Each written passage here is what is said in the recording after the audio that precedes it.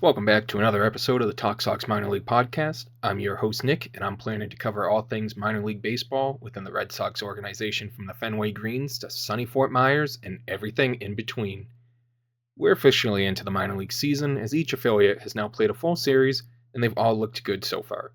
To open, I'll be looking at each affiliate and going through a few players that have really stood out to me during this time frame. Something maybe to look forward to, and we'll start at Salem. Before we really get into it, though, we have to remember it has only been about, 9, 10 games for some of these teams. Worcester's the exception. They've played 14. And because of that, some of these numbers, they're small sample sizes and could change. But as of right now, we're going to look at it, maybe some positive stuff, maybe stuff that as the season goes along and we see it keeps going, and we say, okay, this is when it started. They got off to a hot start. They started doing well, and they carried it through June, July. They cooled down in August, and then they picked it back up for the last couple weeks in September. You never know. This is where some guys, look at Christian Campbell back in 2024. He broke out that year. I don't think there were many people who expected him to be the player that he was that season. But anyway, to get back onto it, we're going to start with Salem, and we're going to work our way up to Worcester, where we will finish by going over briefly Kutter Crawford's, his rehab start. I don't know why I said how do I want to say it, because there's only one way to say it. But yeah, to get into it, Salem is now 7-2 on the season after a strong opening, and the young kids have shown they can play. Some have gotten off to slow starts, but for the most part, the team has been carried by timely hitting and great pitching that they've gotten. For Salem, one player who is definitely deserving of praise in this early part of the season, Devin Futrell.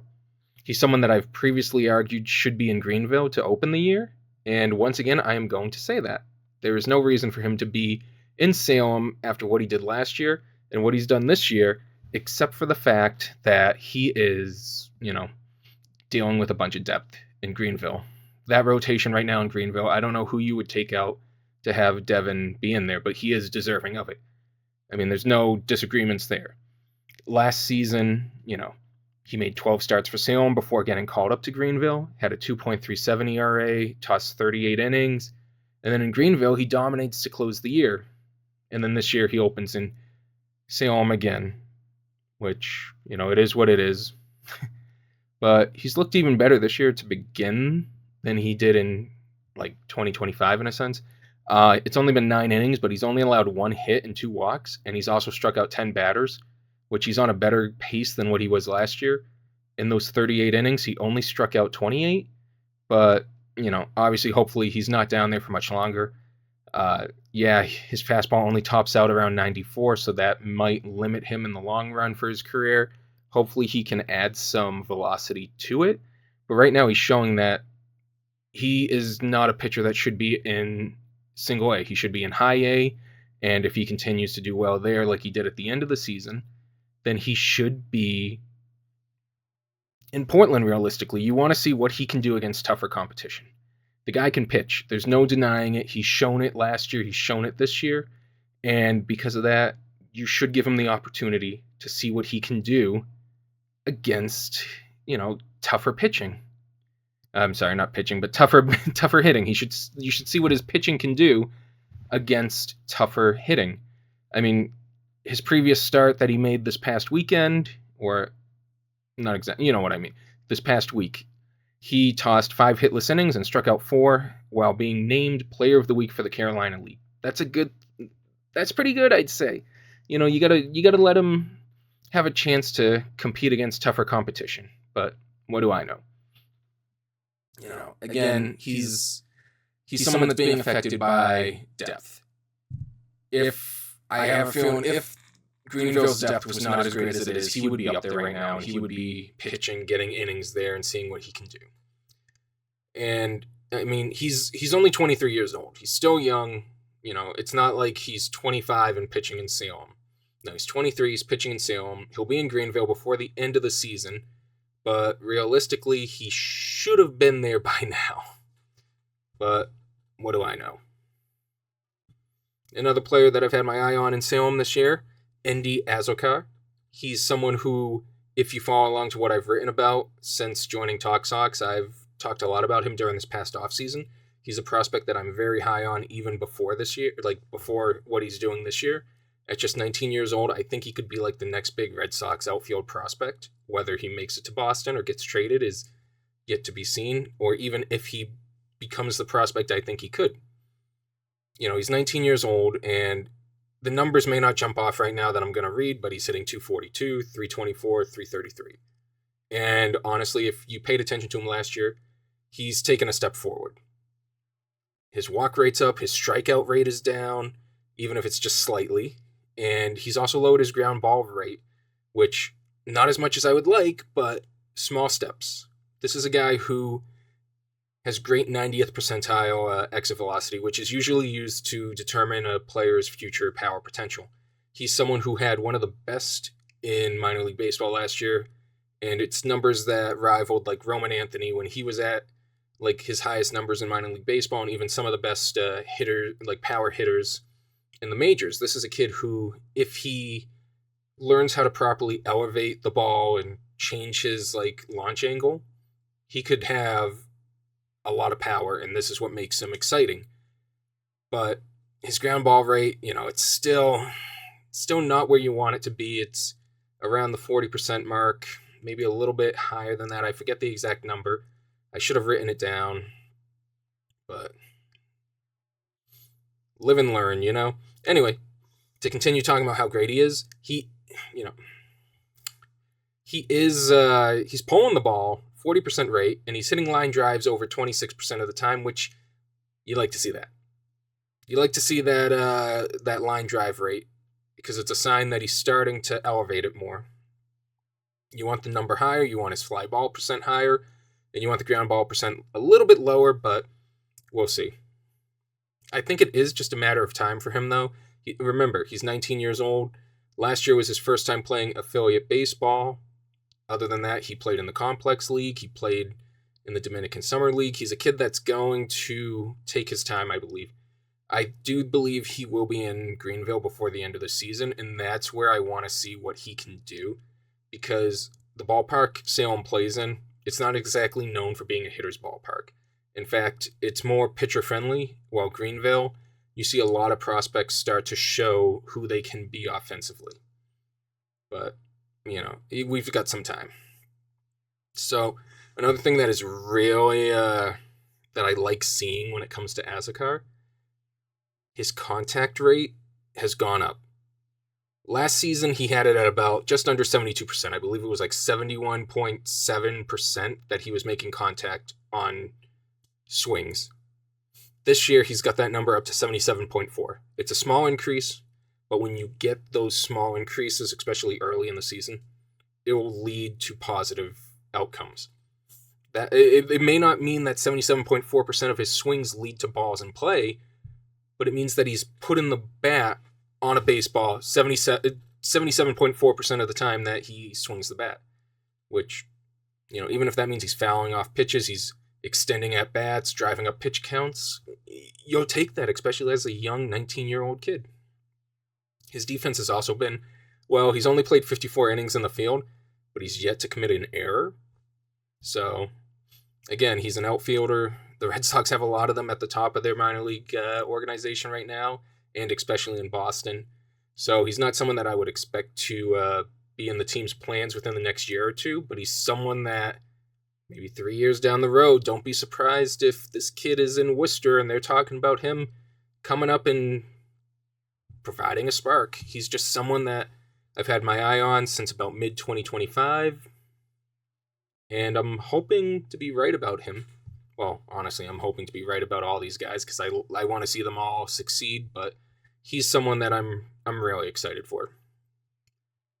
And then there's just two other guys that have kind of impressed me right now for Salem.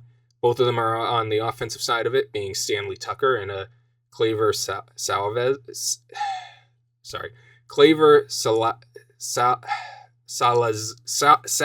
There we go. Oh, I could not get that out. I apologize. I could not get Salazar out for some reason. So, what makes me interested is Tucker. He missed all of 2025, as anyone who's followed the minor leagues know. And he goes to the AFL, the Arizona Fall League, for those who may not have followed the offseason as much. and he plays well. He gets named a Fall Star, which is their version of the All-Stars. And he continues that, like, going into this year. He's only played 6 games, all of them at second base, which before that, he also spent time in the outfield in 2023. Looks like they only have plans for him at second base, but we will see. With that, he is hitting .350, getting on base at a .500 clip, and his slugging is .550. Like, you can't complain about that. Yes, he's 24. He's nearly 4 years older than the average player in Single A, and you would think the organization would want to get him moving up to Greenville to see what he can do against older competition. Especially, he got drafted in 2023, missed all of 25. Is this hot start a fluke for him, or is this a sign that this is the player that he can be? I do not think he is going to be a 300 hitter when you get up to the upper minors, but is he going to be, like, the organization has to figure out what is he going to be. Is he going to be nothing more than just depth? Is he mid-minors depth, upper, They got to figure it out. And having a 24-year-old hit against, pretty much 19, 20-year-old pitchers is not going to give him a better idea. Yes, I understand there are older pitchers than just that, but for the most part, the average age in Single A baseball this year is roughly 20 to 21 years old. So you would like them to have a chance to get, against tougher competition, pretty much. Salazar, on the other hand, he's someone who, he's only played 5 games this year. There's no denying it. Small sample size, just like all these players. But in this small sample size, he's shown an improvement. In 2025, he appeared with Salem. Again, he ended up hitting just .215, got on base at a .327 clip, and his slugging was .276. So obviously, he can get on base. Didn't hit much for average or power. But this year, his numbers have very much jumped. Obviously, I'm expecting them to drop, but so far seeing how they've looked at the beginning of the year is nice to see. Batting average is sitting at .381, on base is .409, and he's got a .667 slugging percentage. Like, you want to see where this goes. Obviously, those numbers are going to drop. I don't think they'll get as low as his 25 self, but there's no way that his 2026 numbers are going to stay what they are. I'm imagining something in the middle between the two of them. With him, though, you'd still like to see the walks increase, but you can't really complain when he's been hot at the plate to open the season. It's just what it is. You can't expect everything and have a perfect world. Greenville, on the other hand, while Salem opened the year 7-2, Greenville did not have as hot of a start. Currently, their record is 3-6, and that is even with one of the most fun rotations in all of minor league baseball to watch. They have 3 of the best, just high A pitchers to watch. Maybe they're not putting out the best games every night, but when you have Kyson Witherspoon, Juan Valera, and Anthony Eyanson on the mound, it's going to be a fun time watching, even if the Drive end up losing. And with that, anyone who knows me knows exactly where I am going with my first Drive player. Like, last week I talked about him. I talked about him in the spring breakout episode. And right now, if you're a Red Sox fan, or just a fan of good pitching in general, your eyes should be on Anthony Eyanson when he is on the mound. I understand, if you've listened to this, you have heard me talk several times about how much I love this kid and how great he is going to be. And I must sound like a broken record every week when I say, Eyanson is great, Eyanson is amazing, etc., etc. But I'm not denying it. I am not exaggerating. His last start, just looking at his last start, you can't help but be excited as a Red Sox fan. That's all I can say. So, before I get into that, let's look at his numbers to open the season. He's made 2 starts, and he's thrown 7 1/3 innings, allowed 1 run on 3 hits. That 1 run, solo home run, that is it. He hasn't walked a single batter, and he's struck out 13. He looks like the real deal, and he's only made 2 starts in the minors. Do not be surprised if he is sent up to Portland like mid-May if this keeps up. And in his latest start, he goes out there, and all he does is just throw 4 1/3 hitless innings. No base runners at all. No hits, no walks. And he strikes out 7, by the way, so they're not even making contact against him for the most part. He's been unbelievable. And, like, if you just look at his numbers, you know it's unrealistic to expect these to stay, especially, like, his strikeouts per 9 being 15.95, just shy of 16 strikeouts per 9 innings. But you can't help but watch and say, the Red Sox got something special going on here. He's holding opponents to a 120 batting average against him, and like no one gets on base against him. The one blemish he had all year, he gave up a home run, and that was in his first ever professional start. You can't complain. Like this kid, he's already looking like he's been a steal of the draft for the Red Sox. They get him in the 3rd round. Keep that in mind. Like, it wasn't even like they took him a late 1st round or early 2nd round. They got him in the 3rd round. So they had teams pass over him for not just the 1st round, not just the 2nd round, but the competitive balance round as well. Like, this is crazy. They get him in the 3rd round, and he's looking like a demon on the mound. Now, if we want to just have some fun and look at his numbers, like, obviously we all know they're not going to stay this way. But just listen to this. He has a strikeout rate of 52% right now, and his walk rate is at 0. We know those numbers are going to come down. It's just a matter of time. I wouldn't be surprised if his next start he walks a couple guys, just because that's how baseball is. You're not going to go the whole year without walking someone. But it's impressive. This kid, he is going to be something, all right.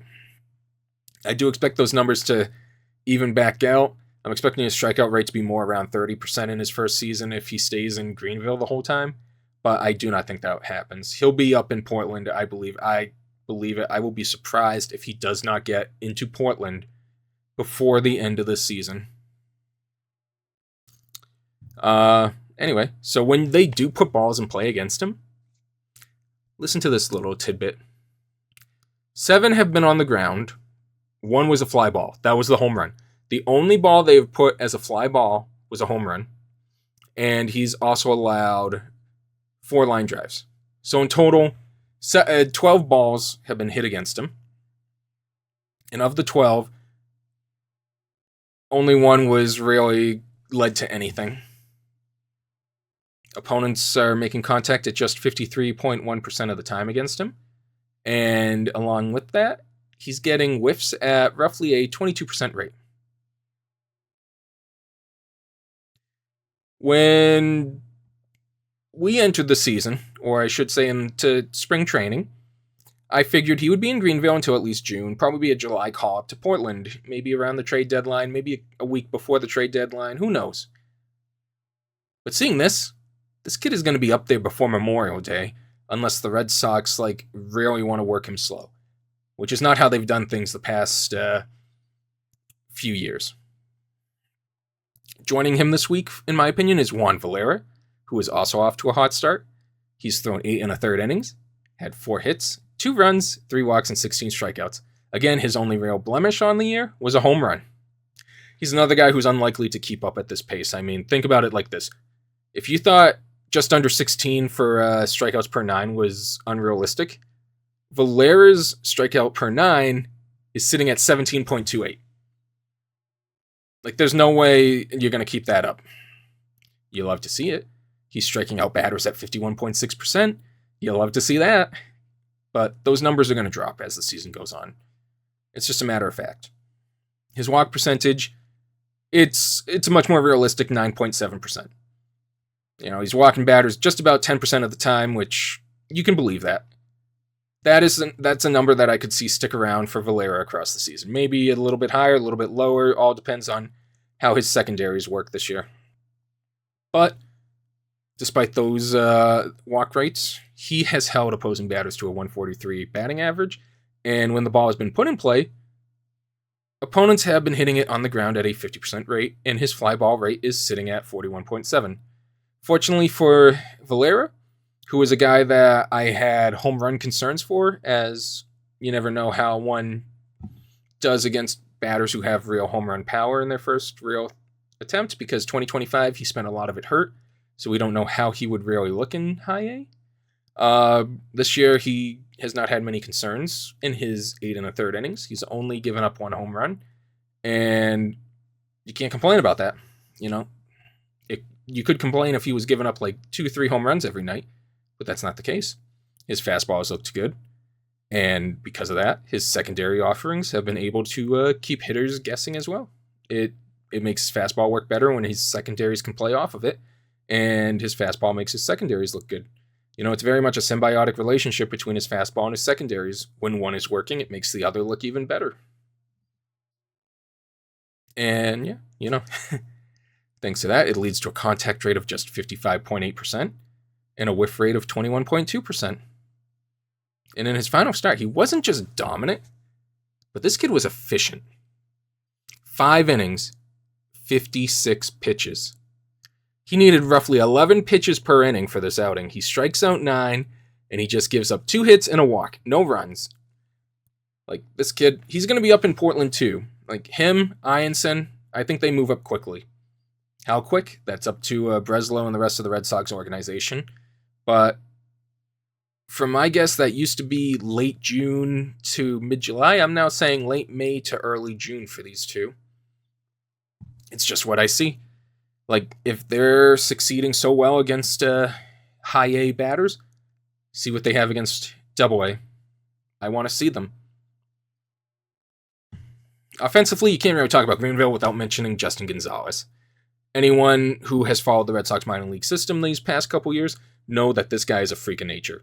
He's 19 years old, and he stands about 6'6" or 6'7". I forget the exact height. I believe it was 6'7". And when he makes contact, he makes contact. He does not miss. He's played 7 games this year, and he's hitting .276 with a .344 on-base percentage and a .517 slugging. And along with that, he's showing off his power as he hit 2 home runs this year, and both were rockets out of the park. Like, this guy, his big thing is he has to get his launch angles just right. He needs to work on that. He needs to work on elevating the ball more. He's much like Azekar, where they got to get under the ball, and they got to drive it more instead of hitting it into the ground. He has improved this year on that. His ground ball rate is down to 45.5% for him, which is a huge improvement, because in 2025, he was hitting the ball into the ground 57.4% of the time, which for a guy like him, you can't have that. You got to get him hitting it up into the air. He is striking out at 22% rate, which that's not bad. It could be a lot worse for someone who has so much power. If he could hold a 20% strikeout rate, not just like in high A, but like through his entire career, I will take that. And one thing I will say, I wish he was walking a little bit more, just a 6.3% rate. But, he is 19. He's playing against older competition, and he's only played 7 games this year. And like I said, you can't help but be encouraged with his early season. He's elevating the ball more, and his fly ball rate is 31.8%. It's an increase, but you want to see that get a little bit higher. You'll take the improvements. Like I said, he's 19 years old. He's still learning, so you will take the small improvements. There's steps, step by step, before you get to really see the final piece of how he looks when he's fully developed. I will say, though, for someone like him, especially if he was to get up to Boston, I would like to see his pull numbers increase. Right now, he's only pulling the ball around 36% of the time, which, it's less than his 2025 numbers. But this is because this season he's going up the middle a little bit more. In 2025, he only went right back up the middle to center 18.5% of the time. This year, he's doing it at a 41% clip. So that, it's small victories, I guess. His pull numbers have dropped, but going back to center has increased by quite a bit. The other player joining Gonzalez, who may be a surprise to some, even myself, seeing how he started this year has surprised me, Yoelin Cespedes. Cespedes, he was a former top prospect within the Sox organization. While teams have not well, I shouldn't say teams, well, prospect lists haven't given up on him completely. He's not as highly touted as he used to be. He's been replaced by a few other guys in the top part of the prospect rankings. He still has potential. He's only 20 years old, but his time in Salem did not pan out as people hoped. He struggled offensively. There is no denying it. Yes, he was 19 years old last year. Sometimes guys take a little bit longer to get it going. But when you're a top prospect, everything you do is put under a microscope much more. Like with Salem, he hit 227. He got on base at a 292 clip, and his slugging was 376. And he struck out 101 times in 110 games. People are going to wonder, is this kid going to be a bust, even though he's only 19? Especially since he didn't really have a defensive position for him. He came up shortstop. No one's really thought he's going to stick at shortstop just because of factors of his size and fielding. Maybe he would have been at second, maybe DH, which you're a 19-year-old, you don't want to be it. As an organization, you don't want your 19-year-old top prospect being a DH, because that's one, going to hurt in trade talks, and two, you want to see how he can do in the field. For Cespedes, though, he has turned it around this year a little. In 8 games, he's hitting 281, getting on base at a 378 clip, and his slugging is 469. Unfortunately, the strikeouts are still an issue for him. He's only 20, so he's still learning. He's got work to do, but he struck out 13 times in 8 games.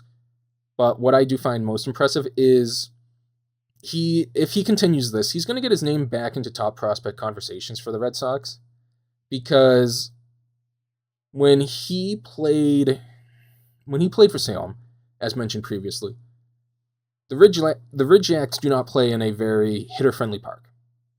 They don't. And even despite that, he still had 10 home runs, and I believe he had 22 or 23 doubles. And it makes you wonder how his power is going to play in a much more hitters-friendly park with Greenville. Even though he's yet to hit a home run, 6 of his 9 hits this season have gone for doubles. You can't hate that. You want to see this kid, you want to see him succeed. You want to see him hit it into the gap or hit it over the wall. You want to see how his power plays across a full season in a park that isn't, hurting offensive players' numbers. Defensively, he split time at second. He's played some short, and he's also DH'd, I want to say it was 2 or 3 times. So it's going to be interesting to see what ends up happening defensively with him. Portland, we have the least amount of games played by them, and they're currently sitting at 4-4. Offensively, most of the players are not off to a good start. There's a handful of them, but honestly, for the most part, you look at their numbers, and they're off to a cold start offensively. One player, however, who is tearing the cover off the ball, Franklin Arias, a Red Sox top prospect, and he was originally viewed as a defensive shortstop, but since 2023, he has changed that conversation. When he was signed in, they thought he would just be a glove-first shortstop, but he has shown at every stop that he is more than that. He had some struggles last year, but right now, much like how he started 2025, he's off to a hot start. And saying it's a hot start might be an understatement. It's very likely not just a hot start, but one of the hottest starts in minor league baseball. He is currently hitting in his first 6 games, 588, 636, and 706. He's walking just as much as he's striking out, as both rates are just a tick above 9%, and his batted ball is much more even, as his ground ball rate is 31.3%, and that's the same as his fly ball rate. He's hitting the ball on a line drive 37.5%, and for someone like him, who does not have a lot of power, he's not a power hitter.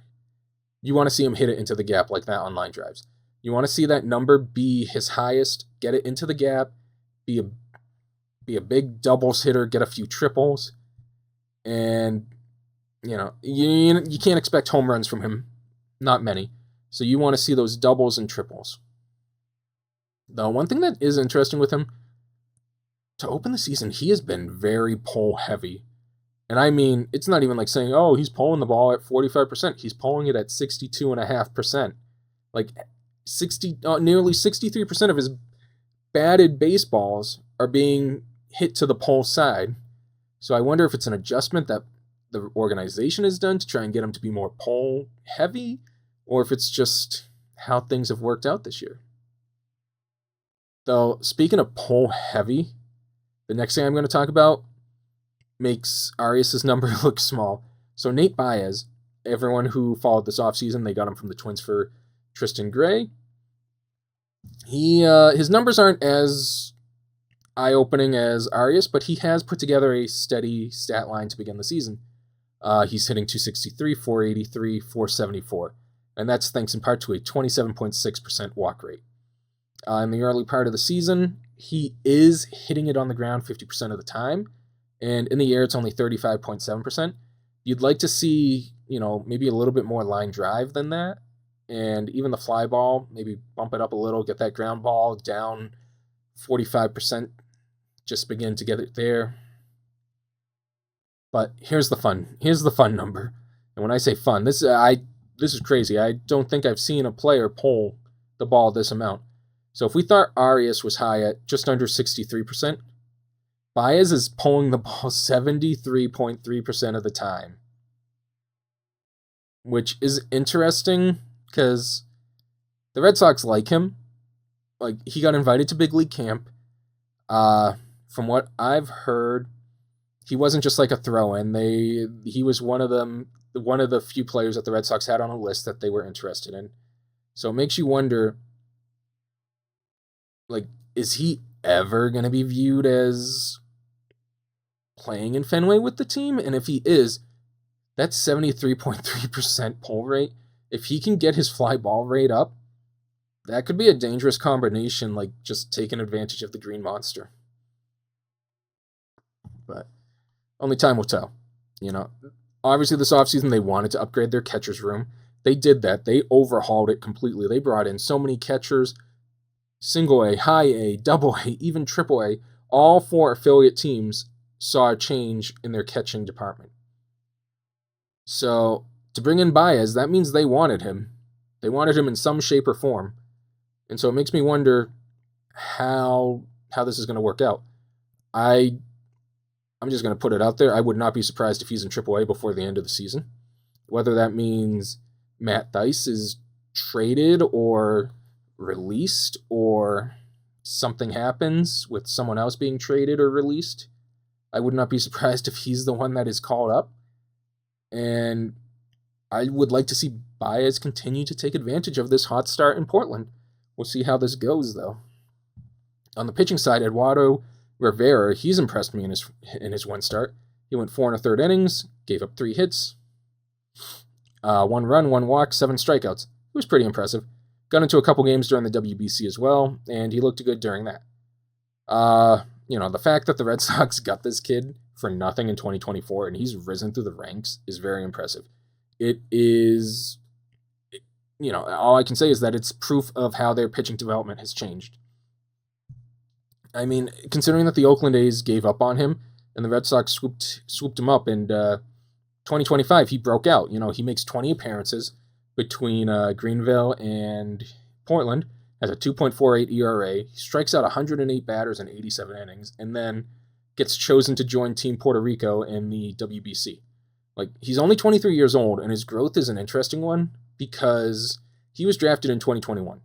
He's Rule 5 eligible this offseason, so the Red Sox have to make a decision. Do they protect him? Do they take a chance that someone takes this kid? Or do they trade him, like, at the trade deadline in a package? Because, there's going to be a team, mark my words, that will take a chance on a 6'7" left-handed pitcher whose fastball tops out around 98 miles per hour. Like, there's just no denying it. Some team will take a chance on that. We saw, like, the White Sox, they took Paez from the organization in the Rule 5 draft. Yes, he came back because it didn't work out, but teams will take a chance on Rivera. There's just no denying it. And with that, we're on to our final organization. My favorite. I'm biased, I have season tickets there. I love going to the Woo Sox. I've been going since 21. And they're off to a great start at 10-4. Which, fun fact about that record, which a lot of people wouldn't find it funny, myself included. Of Worcester's 4 losses, I've been to all of them. I've gone to 5 games this year for Worcester. And of the 5, I've seen 4 losses. Do with that knowledge however you see fit. People have said maybe I should stay away. I'm bad luck. I'm a curse. I don't know. We'll find out. I'll be back there Tuesday. Well, not this Tuesday, I should say. Next Tuesday when they come back from Nashville. And we will see if they lose Tuesday night. Unlike past seasons with the Woo Sox, this roster is not as prospect heavy. If you look back at the 23 to 25 teams, they had a lot of young prospects. Whether they worked out or not is a different topic. But this year's team is very much like a 4A team, a quad A instead of AAA, quad A. Players who are too good for AAA, but not good enough to be starters on a major league team. They bounce back and forth between AAA and the majors as needed. There's a bunch of guys on this roster that could crack a major league team. Of course, it would be like a bench position or playing for a team that's not in a playoff hunt. You got guys like Vinny Capra, Jason DeLay, Matt Thaiss. All of them have either played in the majors as bench pieces or had a chance to get significant playing time. Instead, they're providing veteran leadership and quality depth in Worcester. Because, right now, if the Red Sox were to call up Vinny Capra and then 2 weeks later DFA him, no one would be complaining if another team claimed him. But if they were to do that with a guy like Nick Sogard, myself, I'd be complaining, I can say that much. There are a few guys who have caught my attention this season with Worcester, and I will say one of them that is on this list, I did not think I would ever be putting on a list of players that have caught my attention. First guy right away in Worcester that we have to talk about, Mikey Romero. He's hitting 278, 328, 426, and you love to see the kid start off hot. He's got 5 doubles, a home run, 11 RBIs, and after a few injury-filled seasons, he needed this.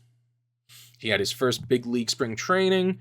He got to get a lot of work in with Alex Cora and IKF, and he opened the season real hot. I believe it was a 10-game hitting streak he began the year, but he's gone hitless his last 2 games. Defensively, he doesn't play shortstop anymore. He has not played it once this year, and since coming up to Worcester, he only played second and third base. So should he make his major league debut like I am expecting this season, it would either be for second or third base, and he could switch between the 2 positions as needed for the organization. And I think he could provide a spark plug for them when he gets called up this year. Notice how I'm not saying if. It's a when. I will be surprised if he does not make his major league debut this year. Though I will say there are some things you would like to see him improve upon. He's walking just 4.9% of the time, and you'd like to see a few more walks. It is what it is. You can't change a player. You can't make them walk more. Look at Ceddanne Rafaela. We've been saying that for how many years now, but he's still the same. But for a prospect like Romero, you'd like to see that roughly 5% walk rate increase a little, especially since he's striking out at about 16.5%, which it's not a bad strikeout rate. It could be a lot higher. He's putting the ball in play, but when you look at his walks per strikeout, it's 0.30, and you would like to see it a little bit higher. One thing is certain, though, he's continuing to put up great exit velocities.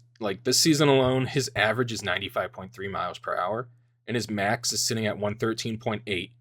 It's not as high as his 115 that he's done before, but just under 114 at this point of the season, when he was playing in cold, temperatures at the beginning of the season in Worcester and then having to go out to Minnesota, it's great to see it's at just under 114. It just shows how hard he can hit the ball.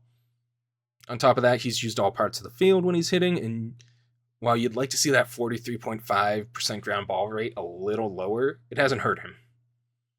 He's going the other way 37% of the time, which I like to see. With Romero, if he can get the ball a little bit higher off the ground, increase his line drive and fly ball rate, and continue to go the opposite way, he could take advantage of the green monster, get a lot of wall ball singles and doubles. Another player, which I'm not going to lie, this one should be no surprise at all to anyone, Peyton Tolley. He had a rough first outing, which, if you look just at his box score, it was rough. It's not as bad as the box score looks. He was working on his secondaries, but since then, he has looked much better, and his secondaries have looked great. Yesterday, he made his third start of the season, and he has tossed 15 innings. He's allowed 12 hits and 5 earned runs, 8 total runs, with 4 walks and 19 strikeouts. Yesterday, April 12th, Sunday, he pitched 5 innings, or let me rephrase that, 5 shutout innings, and he allowed just 3 hits and a walk. He also struck out 6 batters. So far this season, he's striking them out at a 31.1% rate, and he's walking them at just 6.6%. If this keeps up, and say if Early or Bayo struggles, maybe you bring up the conversation of optioning one of them and letting Tolley get a chance in Boston. I mean, opponents in AAA are hitting just .211 against him. At some point, you got to say, does Tolley in the rotation in Boston give them a better chance at winning? Especially with how Breslow constructed this roster to be run prevention with their pitching and defense. Of course, last guy, speaking of defense, Sung-Chae Chang. Never thought he would even be on the roster at this point. I assumed he would have been waived at the end of spring training to bring in another player. Instead, he made it to Worcester, and he is slowly becoming a fan favorite of mine. He's playing great. When you say that he's turning himself into an actual depth option, someone that if he had to go up to Boston and give them a week, I would not be upset. In 11 games, he's hitting .316, .447, and his slugging is .711. He's also hit 3 home runs, and on Friday, he hit the first cycle in Woo Sox history. This guy, he's 24 years old. I did not expect him to put up these numbers, but he came out looking real hot. And if he carries this, I could see him becoming a genuine depth option for this team this season. Especially since his defense, I've seen him play second and I've seen him play short. I think he's played a little bit of third, but I do not remember. I know I've at least seen him at shortstop and second. And he makes a lot of plays look easy. With that, we're just going to finish this week's episode with a brief rundown of Kutter Crawford's outing. I just want to touch upon it. I'm not going to go into much detail because that's more of a major league thing, and I'm going to, if Alex and Maddie want to go over that, I will leave it more for them. However, I was there in person. He had a lot of rust. That was certain. I mean, it's only been 560 days since he last pitched. But, there was some good, there was some bad. He gave up 3 home runs in 3 innings. That was bad. When he missed, they took advantage of it. He faced 8 left-handed batters 7 left-handed batters and 1 switch hitter, so 8 batters from the left side. They took advantage of him at times. He gave up, like I said, the 3 home runs. 2 of them were in the first inning, but he did strike out 5. And I will say his knuckle curve and splitter got him, I want to say, 3 whiffs each. But when they missed their spot, Columbus took advantage of it. I am a little worried about his fastball. I know he wasn't the hardest thrower when he was here. I believe it was when he was in the bullpen to begin 22. His fastball was sitting about 95, 97. They were saying because of the shorter outings, the velocity played up. I don't remember what his velocity was when he was in the rotation in 23 and 24, but I do not remember it sitting between 90 and 93 like it did during this outing. I won't lie, I do not think 90 to 93 would play in Boston at this point in the rotation, not with the other options they have. So I'm hoping to see an increase in velocity before he's back with Boston. However, his secondaries, mostly his knuckle curve and splitter, I was impressed when he threw good ones. When he hit a spot with those, they were very nasty. Like I said, they generated whiffs. And his splitter, he saw an increase in usage. I believe it was like 22% he used, which was an increase from the 13% against left-handed batters, I believe. I do hope to get a chance to ask him about that. If he gets another rehab start at Worcester, we will see. But I'm not going to lie, he is going to need some time to get back into a condition to pretty much help Boston. With that, we are going to bring this episode to an end. I hope you all enjoyed the third episode of our minor league coverage. If you did, please leave a like and share the YouTube video. We are also going to have this uploaded onto the site, so if you would like, please share that. It helps us a lot to get this out there. And until the next episode, please have a nice day.